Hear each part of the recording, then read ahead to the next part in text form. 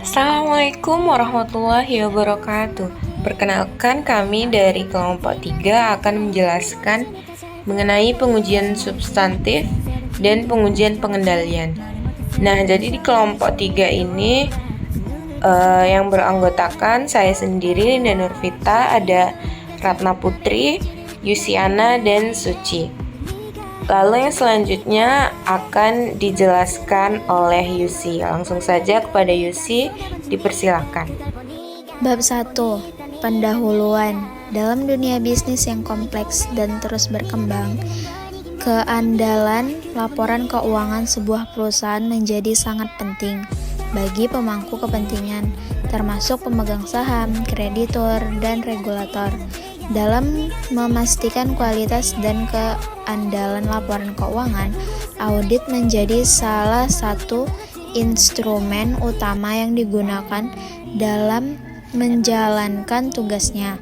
Auditor menggunakan berbagai pendekatan dan teknik audit. Dua pendekatan yang umum digunakan adalah pengujian substantif dan pengujian pengendalian. Kedua pendekatan ini memiliki fokus yang berbeda namun saling melengkapi dalam mengevaluasi kelayakan laporan keuangan. Bab 2. Penguji substantif adalah fase audit di mana auditor mengumpulkan sampel untuk mengidentifikasi salah saji materi dalam catatan akuntansi klien atau data lainnya. Pengujian substantif dilakukan berdasarkan standar audit yang diterima secara umum atau GAAS. Sebelum audit substantif membuktikan bahwa setiap aset material dalam laporan keuangan adalah benar. Pengujian substantif dilakukan berdasarkan standar audit yang diterima secara umum atau GAAS. Standar ini mengharuskan auditor untuk memahami pengendalian audit yang relevan dan menilai apakah pengendalian tersebut secara efektif. Tujuan pengujian substantif. Tujuan utama pengujian substantif adalah untuk memberikan keyakinan memadai mengenai validitas dan kebenaran pelaporan keuangan atau untuk mengidentifikasi salah saji. Oleh karena itu, prosedur substantif dirancang untuk memperoleh bukti audit tentang kelengkapan, keakurat, dan validitas data yang dihasilkan oleh sistem akuntansi.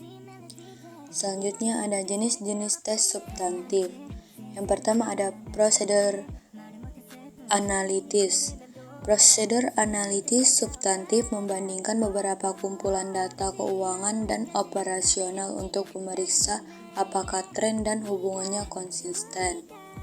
Yang kedua ada uji rincian transaksi, yaitu pengujian transaksi berfokus pada transaksi individual yang membentuk saldo akun. Pengujian detail ini dilakukan untuk memeriksa keakuratan transaksi laporan keuangan.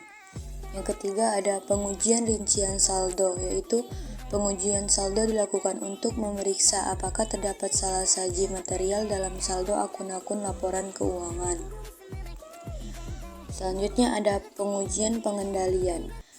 Pengujian pengendalian adalah prosedur audit yang digunakan untuk menentukan apakah pengendalian internal secara efektif mencegah atau menemukan salah saji material pada tingkat asersi yang tepat. Pengujian pengendalian menentukan apakah suatu kebijakan atau praktik dirancang dengan baik untuk mencegah atau mendeteksi salah saji signifikan dalam laporan keuangan.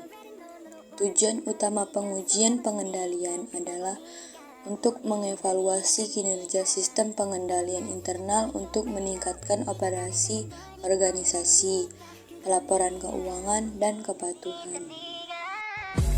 Lalu materi yang selanjutnya ada jenis tes kontrol atau pengendalian. Yang pertama ada tes serentak. Nah, jadi auditor itu menguji pemahaman suatu proses untuk memeriksa efektivitas kebijakan atau praktik pengendalian.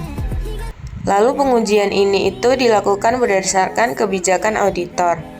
Misalnya, auditor mungkin menanyakan tentang sistem penganggaran untuk memverifikasi pemahaman pengguna terhadap proses tersebut. Yang kedua itu ada uji pengendalian yang direncanakan. Nah, jadi auditor itu akan mencari bukti penerapan kebijakan dan prosedur pengendalian yang tepat dan konsisten sepanjang tahun audit. Lalu materi yang selanjutnya ada perbedaan tujuan pengujian pengendalian dan prosedur substantif divided.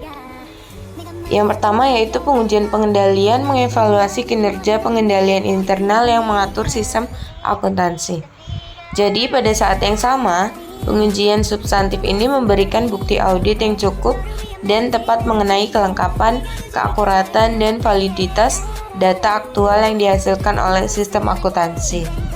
Yang kedua, tujuan utama di balik pelaksanaan prosedur substantif adalah untuk memastikan bahwa tidak ada salah saji material dalam catatan keuangan perusahaan Anda dan semua informasi relevan diungkapkan dengan benar. Nah, materi selanjutnya itu ada hubungan antara pengujian substantif dengan pengujian pengendalian. Yang pertama itu ada keterkaitan tujuan.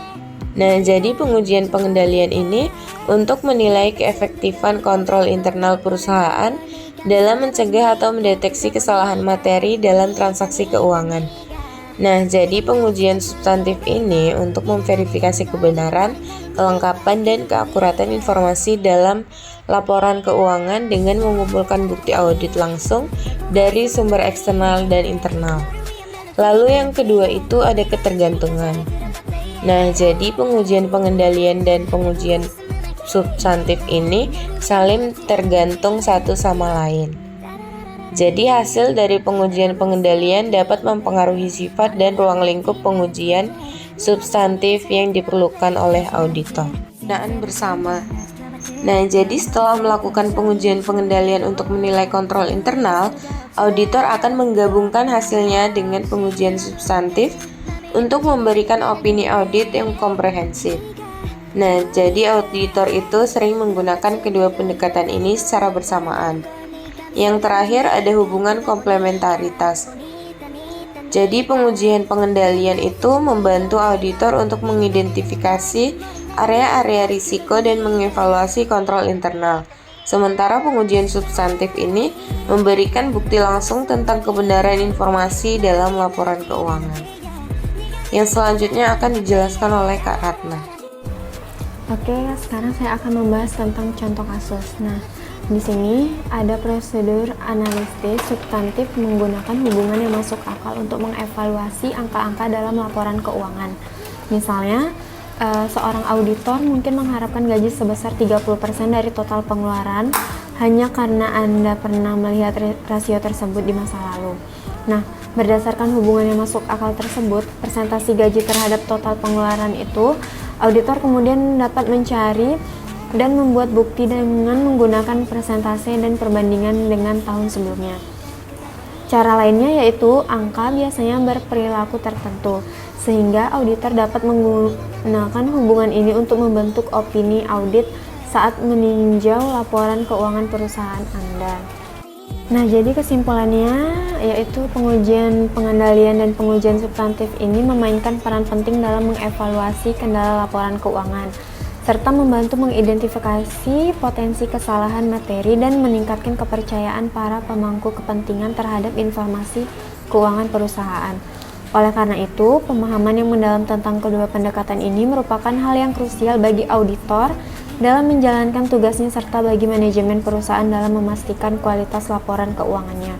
Dengan menjalankan pengujian, pengendalian, dan pengujian substantif secara efektif, perusahaan dapat meningkatkan transparansi, akuntabilitas, dan kepercayaan dari semua pihak yang terlibat. Sekian pembahasan kami tentang pengujian pengendalian dan pengujian substantif. Saya perwakilan dari kelompok 3 mengucapkan terima kasih telah menonton sampai akhir dan wassalamualaikum warahmatullahi wabarakatuh.